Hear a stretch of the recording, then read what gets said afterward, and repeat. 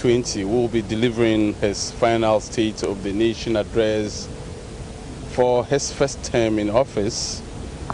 Today, Tuesday, the 5th day of January, the year 2021, the President Nana Addo Addo currently makes his way to inspect the Guard of Honor, and he is in a few minutes expected to deliver his last State of the Nation address for his first term in office. Of course, a few days ago, in a statement from the Public Affairs Directorate here at the House of Parliament, they indicated that attendance will be strictly by invitation due to COVID-19 restrictions, and indeed the security here has been very tight, and the number of people present here, unlike on previous occasions, has been heavily restricted. Unlike on previous occasions when the address was delivered in the Chamber of Parliament, there is a makeshift chamber here today where the address will be delivered in a few minutes by the President of the Republic, Nana Addo Addo. Now, the presentation of the State of the Nation address, of course, we all know, is in line with Article 67 of the 1992 Constitution, which states that the President shall, at the beginning of each session of Parliament and before a dissolution of Parliament, deliver to Parliament a message on the state of the nation. And we are aware that, also tomorrow, midnight of the 6th of January, the 7th Parliament will be dissolved. Of course, the President has just inspected the Guard of Honor and will soon make his way inside the makeshift Chamber of Parliament, where the MPs are all currently seated for the State of the Nation address to be delivered.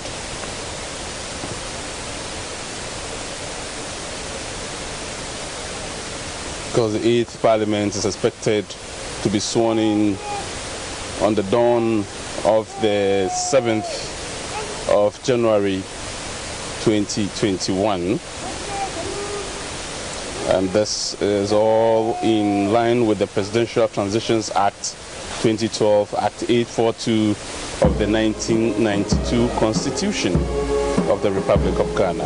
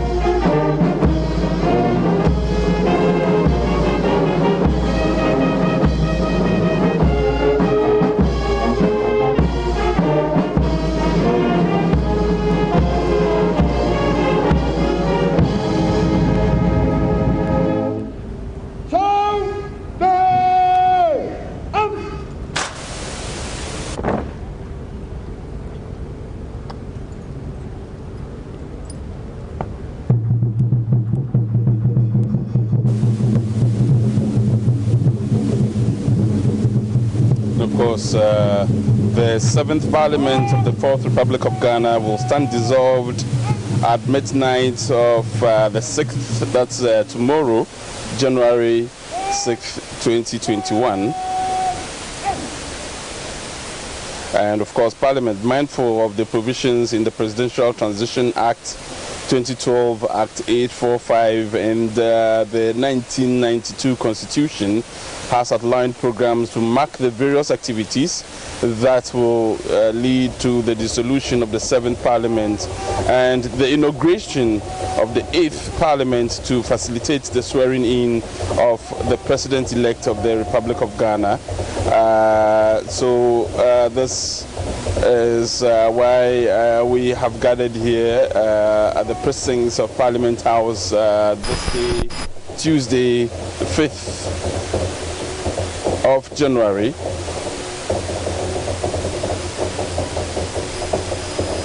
course, the final message on the State of the Nation address to be delivered in Parliament by His Excellency the President Nana Addo Akufo-Addo in accordance with Article 67 of the 1992 Constitution, and he has just finished with the ceremonial part of this event and has just stepped into the makeshift chamber of Parliament.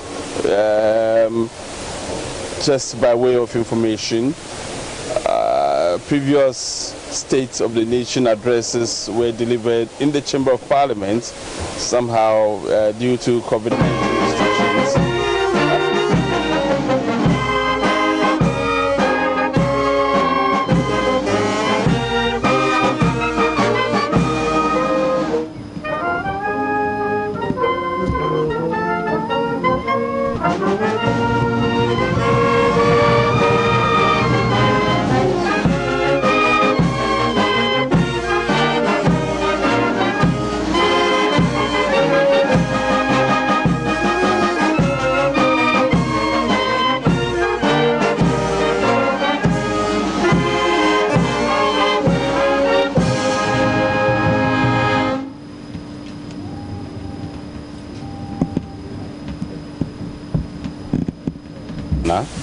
And the President will now take his seat.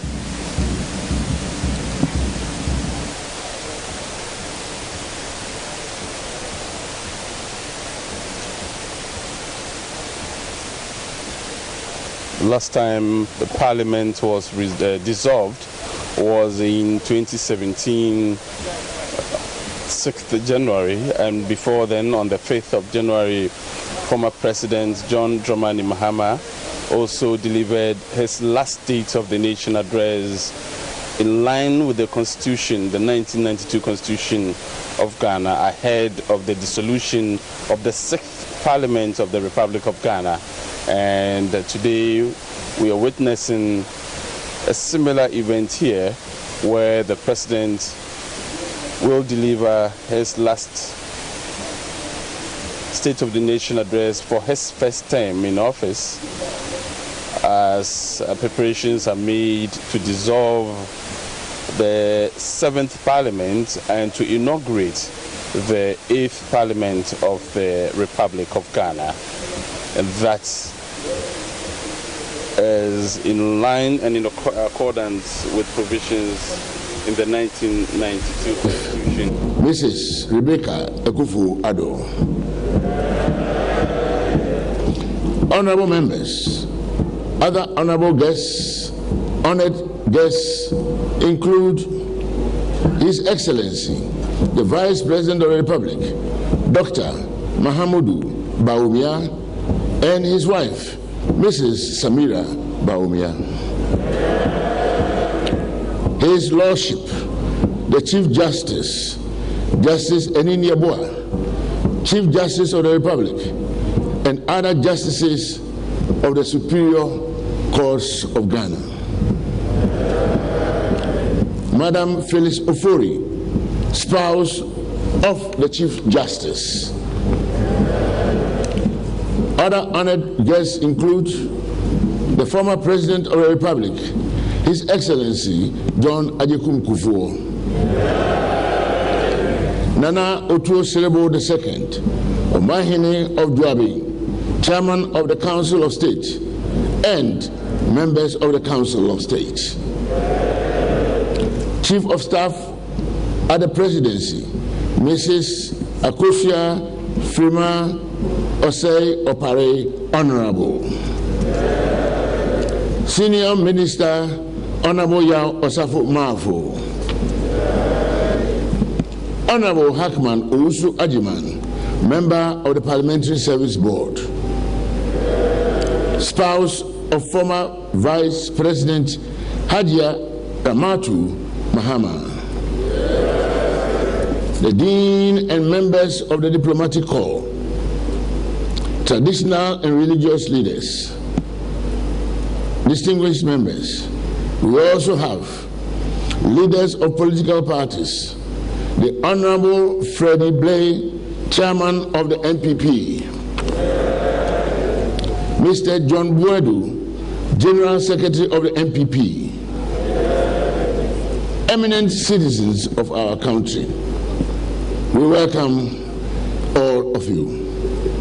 And now, I respectfully invite the President of the Republic, Nana Addo, Dankwa Akufo-Addo, to deliver his message on the state of the nation. Your Excellency, you may please address the nation.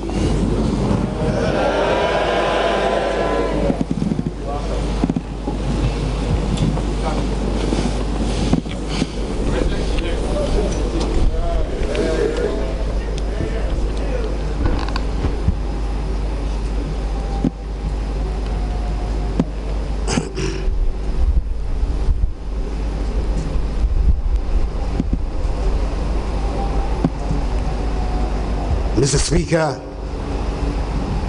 before I proceed, I'll beg the indulgence of the House to join me in standing up and observing a minute's silence in memory of the dynamic first President of the Fourth Republic, His Excellency Jerry John Rawlings, who sadly passed away on 12th November 2020.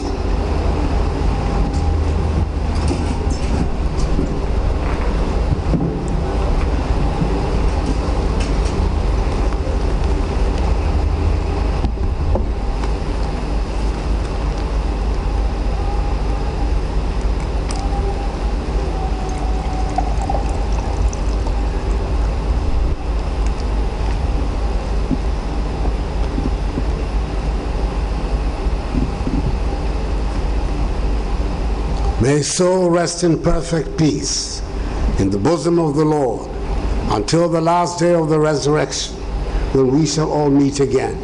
Amen.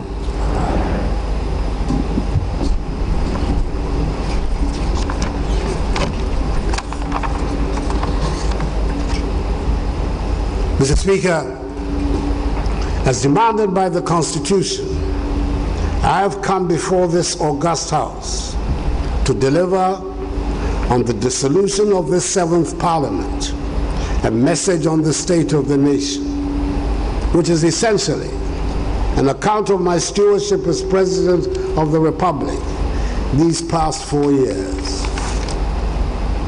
On 7th December 2016, the good people of Ghana went to the polls and honored me and my party, the New Patriotic Party, by voting us into office. We were given a clear and unequivocal mandate with decisive victories in the presidential and parliamentary elections. And by the grace of the Almighty, the Vice President, Alhaji Dr. Mahamudu Bawumia, and I were sworn into office on January the 7th, 2017. We had presented to the people of Ghana during the campaign a clear plan of how we intended to grow and transform the economy. Speaker, we thought we knew that we would face a difficult situation, but when we took a good look, we were still taken back by the state of the economy we inherited. An economy with severe macroeconomic instability, weak growth, a troubling financial sector, low investor confidence, and significant structural bottlenecks. The basic facts of our unhappy inheritance are well documented. 15.4% rate of inflation, a 9.3% fiscal deficit, 32% rate of interest, a 3.4% rate of GDP growth, the lowest in 2 decades, all under an IMF-sponsored bailout program. We set to work quickly, and I'm glad to say that we've been able to stabilize the economy, exit satisfactorily the IMF program, and restore confidence in the economy. At the end of 2019, the economy was characterized by strong growth in response to implementation of government flagship programs, single-digit inflation, reduced fiscal deficits with 3 consecutive years of primary surpluses, relatively stable exchange rate, significant improvement in the current account with 3 consecutive years of trade surpluses, strong foreign exchange reserve buffers, and markedly reduced lending rates. The global pandemic of COVID-19 threatened to derail the progress chalked over the first 3 years of my administration.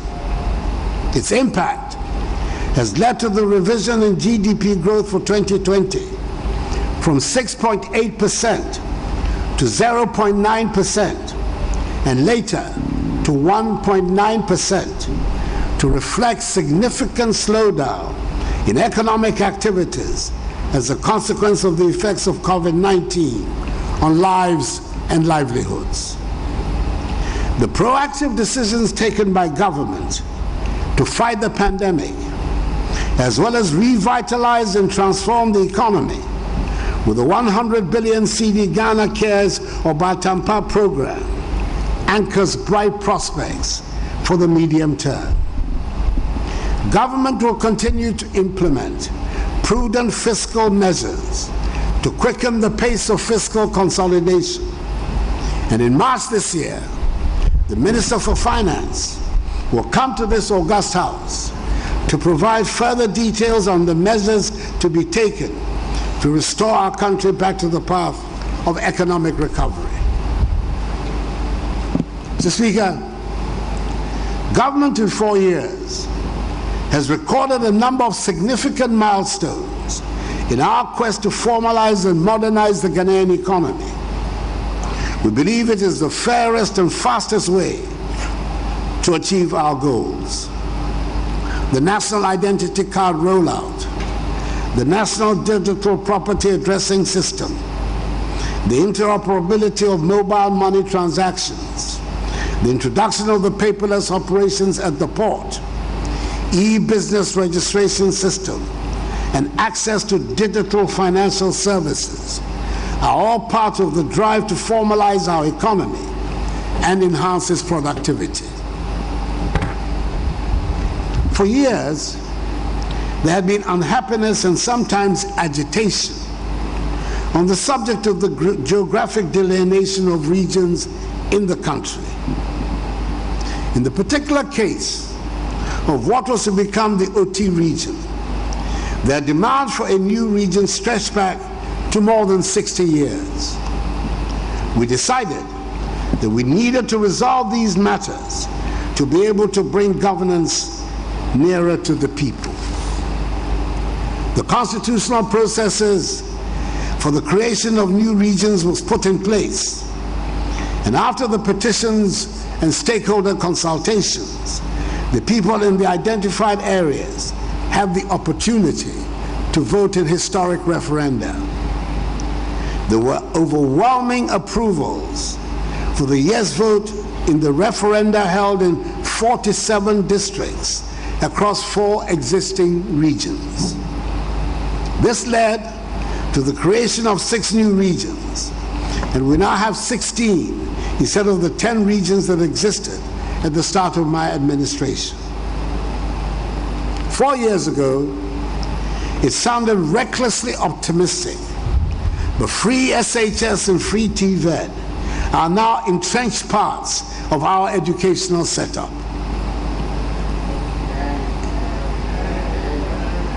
In a few years' time, we can guarantee that the basic education for the workforce in our country will be at the secondary level. It is a transformational step that we have taken, which should quicken the pace of development all round and give us confidence in our future. In 2017, it appeared to some like the same old refrain when we said farmers and agriculture would get the highest priority. But we can see the difference it makes When a government treats farmers with respect and spends resources and expertise on agriculture. We have seen the dramatic turnaround of our agricultural fortunes due to the progressive policies that have improved the living standards of farmers in the country. The excellently executed policy for planting for food and jobs has laid the foundation for the agricultural transformation of our country. We are able to say that our country is now a net exporter of food, and we no longer have to import basic foods like plantain and tomatoes.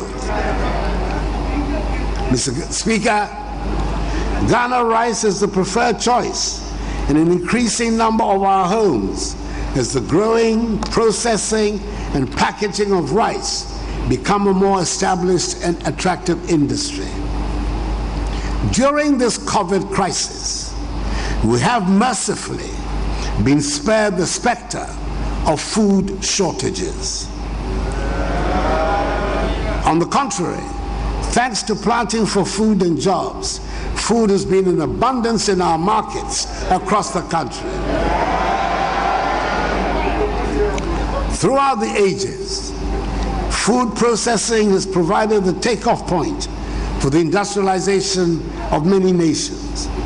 And we are taking that lesson to heart as we pursue the goal to industrialize, modernize, and create jobs for the young people of our nation.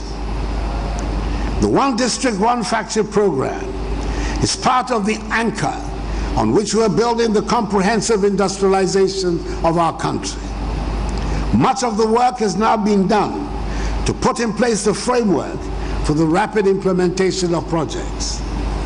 The factors that are currently in place and in production reflect the underlying principle of the program, which is the equitable distribution of development projects around the country.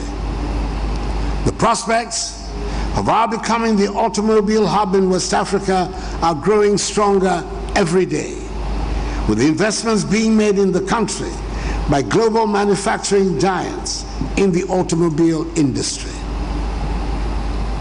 Mr. Speaker, probably the most difficult problem the government met on coming into office was the state of the banking and financial sector. Many of our banks were in distress and had been kept on unsustainable and artificial life support by the central bank. The supervisory agencies were unfortunately not performing their duties, and the governance and management structures of many of the banks were clearly not adequate. If truth be told, many of our finance houses were running what can only be called glorified Ponzi schemes, and had lured many depositors into these schemes. We were in a desperate situation, and urgent radical measures had to be taken to prevent the collapse of the entire financial and banking sector. The Bank of Ghana, under new leadership, intervened and has restored sanity to the sector, and in the process, we have saved the banks involved and 4.6 million depositors' funds. The government has had to find some 21 billion cedis to fund the cleaning up exercise. This exercise has enabled a more robust financial and banking services sector to emerge, the better to finance the rapid development of our nation. Mr. Speaker, there are painful lessons that we all have to imbibe from this debacle. There is no question but that many people got attracted to the unsustainable high interest rates that some of these financial houses were offering.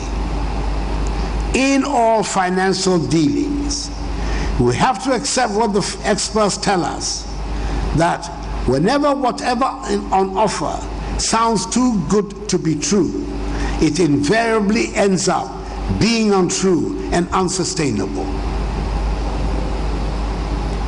Government is committed to paying all validated claims, and I expect the process to be completed soon after the courts grant the liquidation orders for the remaining failed fund management companies.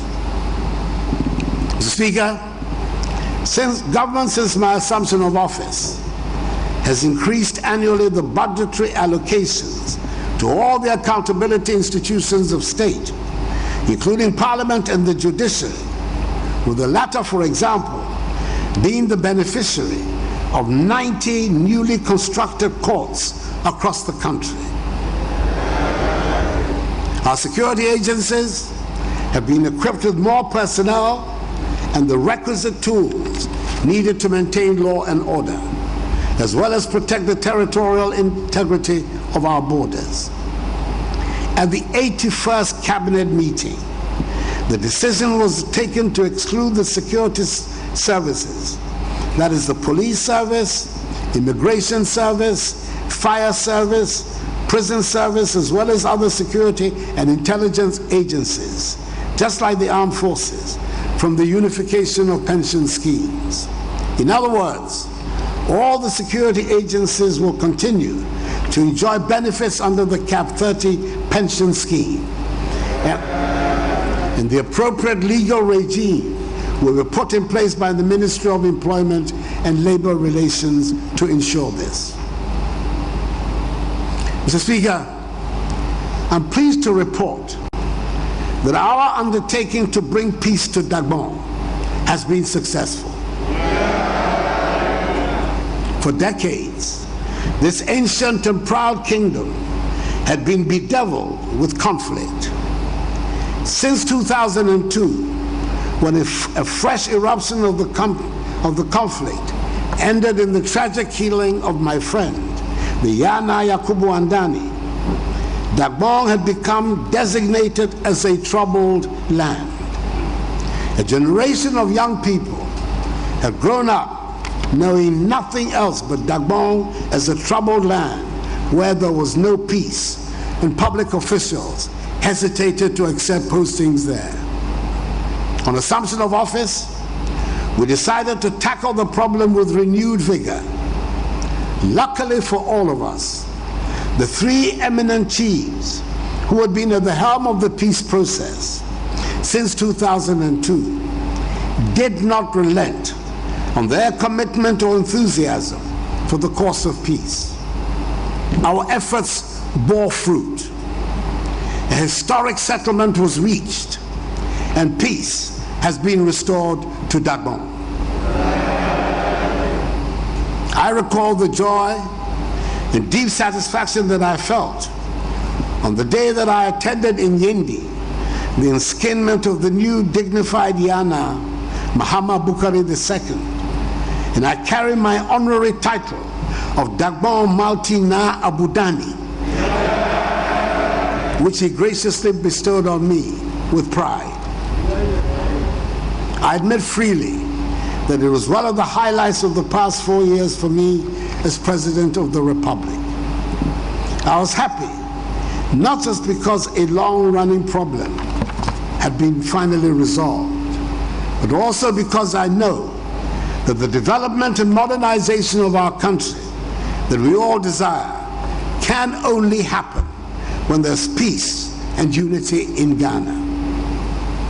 I express the deepest gratitude of the nation to the many people who worked so hard to give Dagbon the opportunity for its people to lead normal lives again. I pay homage especially to the three eminent chiefs who led the process: the redoubtable Asantehene Otumfuo Osei Tutu II, the overlord of Mamprugo, the Nairi Na Bohugu Abdullah Mahami Sheriga, and the overlord of the Gonja state, the Yagbonwura Tutumba Boresa Sulemana Japa.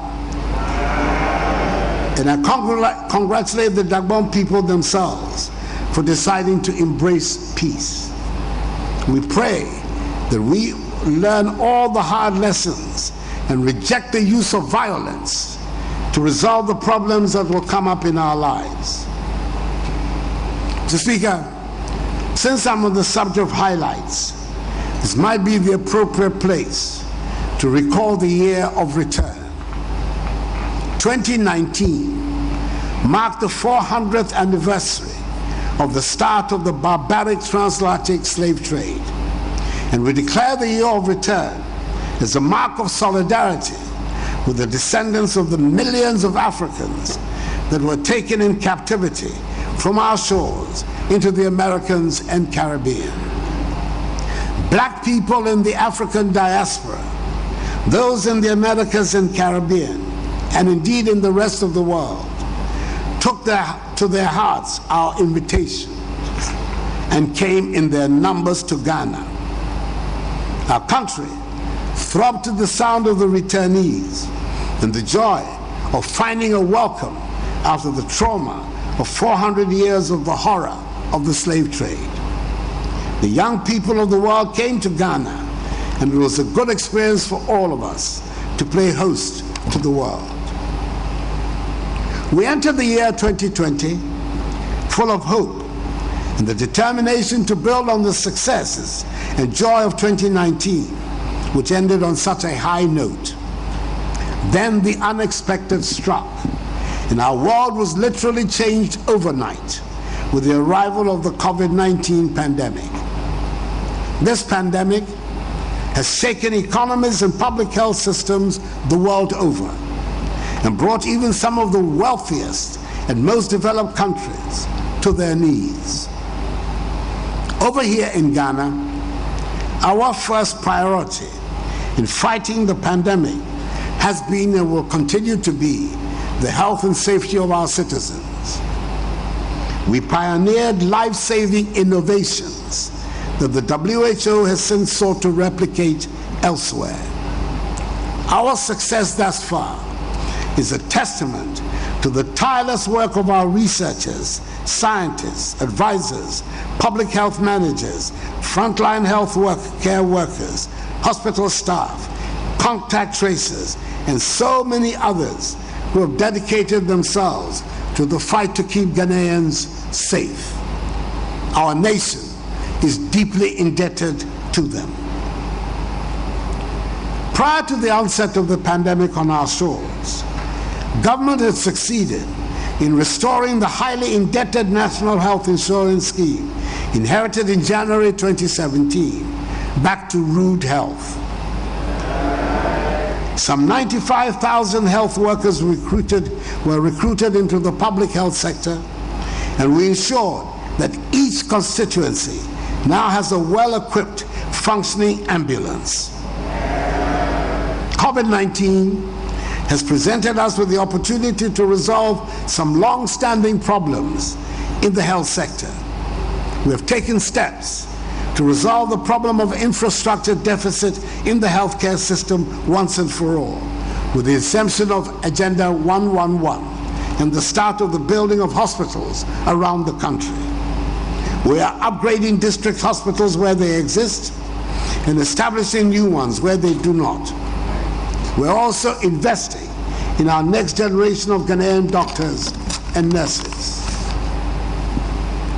Throughout the period, I have tried to keep the Ghanaian people informed with regular broadcasts so we all know what is going on. This has led to the phrase fellow Ghanaians attaining a new status, as Ghanaians brought their famed ingenuity to find relief in the doom of the devastation being wreaked by the pandemic. Our artists and designers have brought their expertise to bring unexpected relief. We're wearing the fellow Ghanaians and this too shall pass fabric with pride and the knowledge that we're able to find something positive out of the darkest events. I've had a team of dedicated Ghanaian professionals formed into a task force who have been advising me throughout the crisis, and I'm extremely appreciative of them and all those who have risen to the occasion and helped us to cope with the crisis. I'm using this opportunity to again remind all of us that the pandemic is still with us, and we have to maintain the protocols to keep us safe. Mr. Speaker, these past 4 years it has been a joy and a great privilege to serve our nation as president. There were many moments of great satisfaction, some moments of frustration, and some moments of disappointment. That is not saying anything special. That is life, and I did not expect that everything the government tries to do would have universal acceptance. There is one subject, though, which I believe we, the people, need to have an open conversation, and that is the phenomenon of galamsey. Should we allow or not allow galamsey? The illegal mining that leads to the pollution of our water bodies and the devastation of our landscape. As I have said often, the Almighty having blessed us with considerable deposits of precious minerals, there would always be mining in Ghana. Indeed, there has always been mining in Ghana. The problem we have is the use of modern technology that leads to the illegal mining methods, posing serious dangers to our water bodies and the health of our environment. The pollution of our rivers and water resources has been so acute on occasion that the Ghana Water Company is unable to afford the distilling of water to make for safe drinking. We have to talk about galamsey. We who are leaders owe it to the country to take the subject out of the party political arena and have an honest conversation about this menace to our future. Mr. Speaker, by dint of hard work, we have ensured that presently our country's reputation amongst the Committee of Nations is high. For the first time in our history, Ghana has been honored by her peers with the privilege of playing host to a Pan-African institution, the Secretariat of the African Continental Free Trade Area, AFCFTA. One of the most momentous developments in the modern history of our continent. I've also been honored to follow in the footsteps of my predecessor presidents, specifically their excellencies Jerry John Rawlings, John Agyekum Kufuor, and John Dramani Mahama, with my appointment as chairperson of the Authority of Heads of State and Government of the Economic Community of West African States, ECOWAS. I'm aware of the enormity of the task ahead, and I assure the community that I'll discharge my duties to the best of my abilities. Mr. Speaker, I would like to say a special thank you to the members of this august House, to the members of this 7th Parliament in our 4th Republic. I speak as someone who has served 3 terms in this House, and I can safely say that this 7th Parliament has been the busiest ever and arguably the most productive in the history of our country. You have passed almost 50 pieces of legislative instruments. The acts have been wide-ranging in scope and reach. We finally have the Right to Information Act. We have an Office of Special Prosecutor Act. The Ghana Integrated Aluminum Development Corporation Act. The Ghana Integrated Iron and Steel Development Act. The Witness Protection Act. The Lands Act. The Historic Private Members Bill, and lots more. In many ways, you have helped transform Ghana, and you have every right collectively to be proud of the work you have done. Speaker, the next Parliament is not going to be anything like this one that ends today. I do not suggest that the House might not be as busy, but the sitting arrangements, the source and decibel levels of sound from the House would certainly be different. The good people of Ghana have spoken and given Parliament an almost equal strength on both sides of the House. We have no choice but to work with the consequences of the desires of the people. The House would have to be more accommodating of each other's views and probably devise new ways of conducting its affairs in the interest of the good governance of our people. I am thankful to the Ghanaian people and to the Almighty that I have been given a clear mandate to govern the country for 4 more years, and thereby given the opportunity to complete tasks, consolidate some of the far-reaching measures we have introduced, and initiate further changes and adjustments to policies and practices.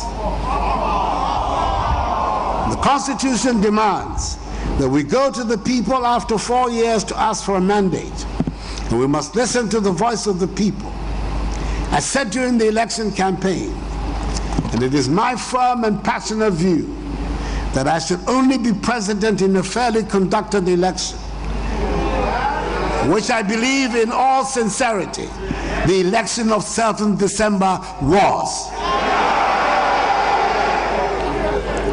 I recognize that my main opponent in the election, the former President John Dramani Mahama, has gone to the Supreme Court to seek its intervention and grant reliefs that he believes were compromised in the conduct of the elections. It is good for the nation that in the end he chose the legal path, instead of the pockets of violence that have attended the rejection of the results by his party in the period after the elections. We all have to make a deliberate decision to invest in the rule of law and uphold the integrity of the institutions of our state, so that no person or group of persons take the law into their own hands with impunity. Mr. Speaker, it has been my great pleasure and exceptional privilege these 4 years to have served as president of our beloved country. I'm grateful to you, this honorable House, for its cooperation in the enterprise to attain our common goal and aspiration of advancing the peace, progress, and welfare of the Ghanaian people. I will see some of you in February. And those of you who will not be present, have my best wishes for the future. May God bless the Parliament of the Fourth Republic and us all. And may God bless our homeland Ghana and make it great and strong. I thank you for your attention.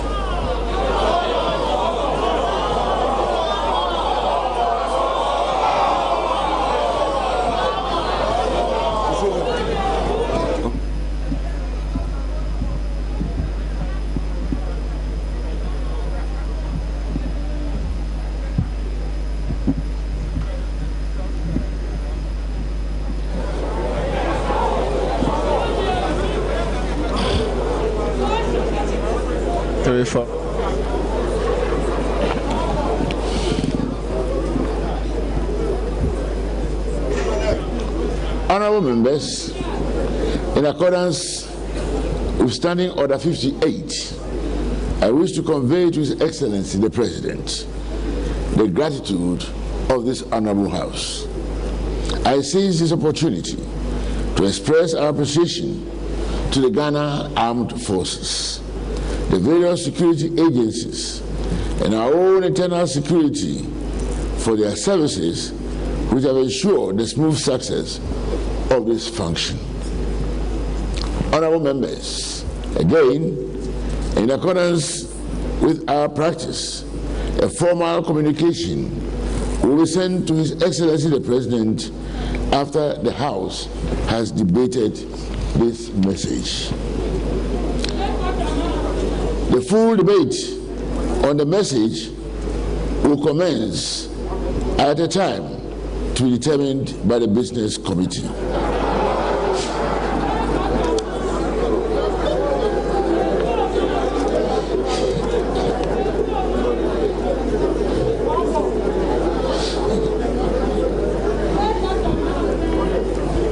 Honorable Majority Leader,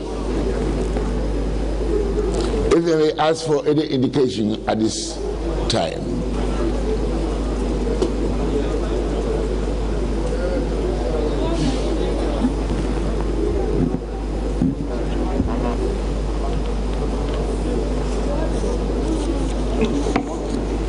Speaker, honorable members, we've listened to the President of the Republic, and I guess as usual, before I give any indication, maybe the Speaker may want to hear from the minority leader, even if before I give an indication as to what to do next. We are together in this enterprise together. Mr. Speaker, thank you.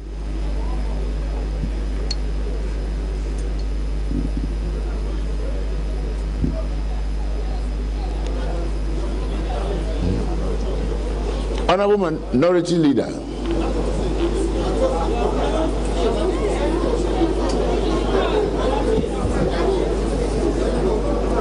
Mr. Speaker, I see motion item 4, and it's my expectation that the majority leader would have moved that motion, but it is not out of place that I do it.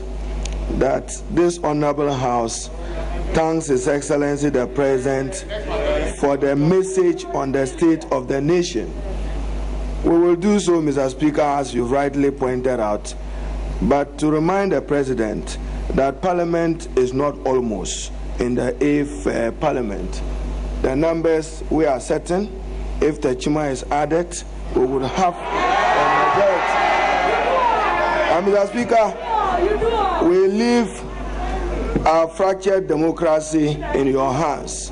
Conspicuously lost in your speech is the loss of lives in Techima and other parts of Ghana. We have an economy which is hugely debt-driven. We have a bag of corn selling for 200 Ghana in Tamale, yet the economy in Ghana is doing well. We will thank you. We will thank you for serving Ghana well. I will not open the debate today. I will not open the debate today, but Mr. President, to remind you that peace must be predicated on fairness and justice. I thank you.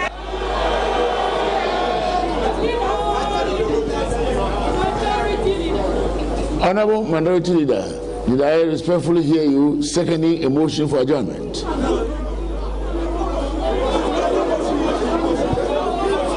Honorable Majority Leader, if I may please have a clear indication as to a motion for adjournment.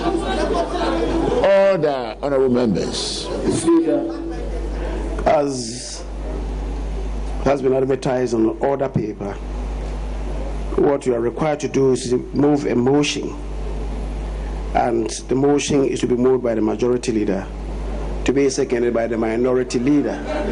Mr. Speaker, what I raise by way of preliminary observation is that if there are any indications, the minority leader will be called on first before any indications could also be given by the majority leader, as is the practice in the House. But Mr. Speaker, the President has provided under Article 67 of the Constitution has come to deliver to Parliament a message on the state of the nation.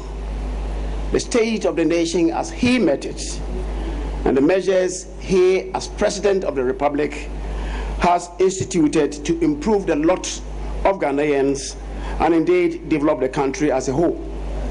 Mr. Speaker, the state of the nation that he is bequeathing to himself, he has accounted for to the nation in his brief address. Mr. Speaker, the President has appealed to his own government to be much more consultative given where we are as a nation. And he has also appealed to Parliament to be innovative in the conduct of business, all in a bid to deepen our democratic governance. So, Speaker, normally when the President delivers his message on the state of the nation, the Parliament sets aside a date and indeed periods to pore through the content of the debate. Now, given where we are, the last State of the Nation address given by the President at the dusk of his own life and at the dusk of Parliament's life, there's virtually no space to debate the content of that message. Perhaps, to be innovative, we should devise a scheme to interrogate the content. But for now, no such message has been debated in the House. Mr. Speaker, for those of them who decide to be very speculative and live in a dream world, reality check would show where we are as a nation. Mr. Speaker, people should be waking up from their dreamland. But we are not there yet.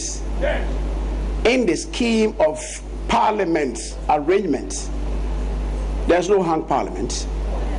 There's no hung Parliament in Ghana.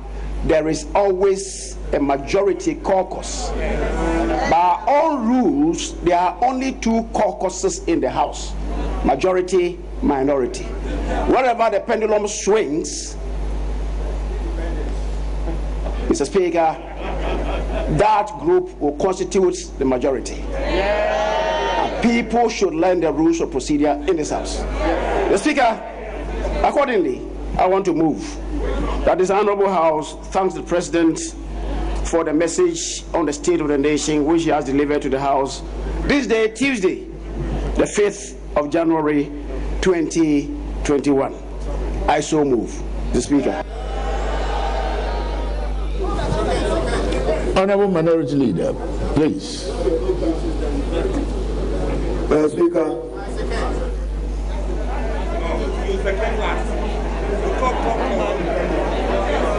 Mr. Speaker, I beg to second the motion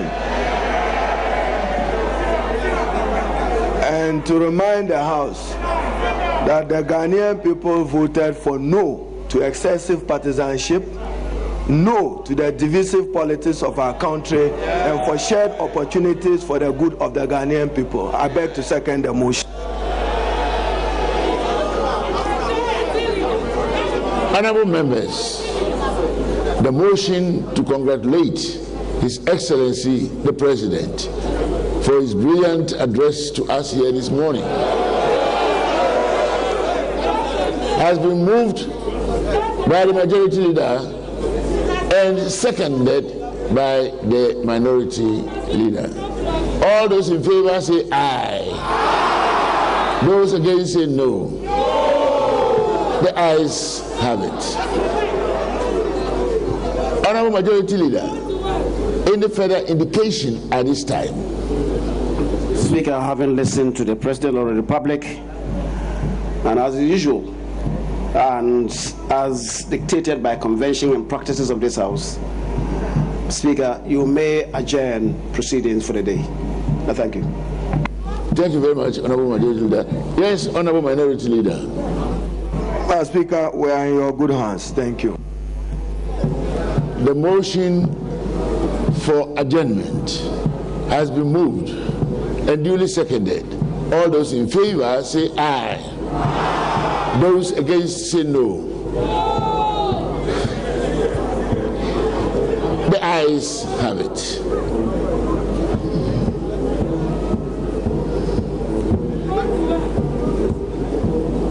This Honorable House is accordingly adjourned till Friday,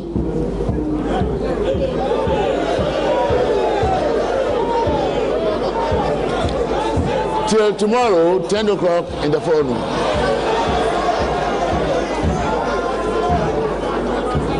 Honorable members, I shall now process out with the President, the Vice President, and the leadership of the House to the lobby for Mr. President and the Vice President to sign the Distinguished Visitors Book, after which we will return through the chamber to the Speaker's lobby for a brief interaction.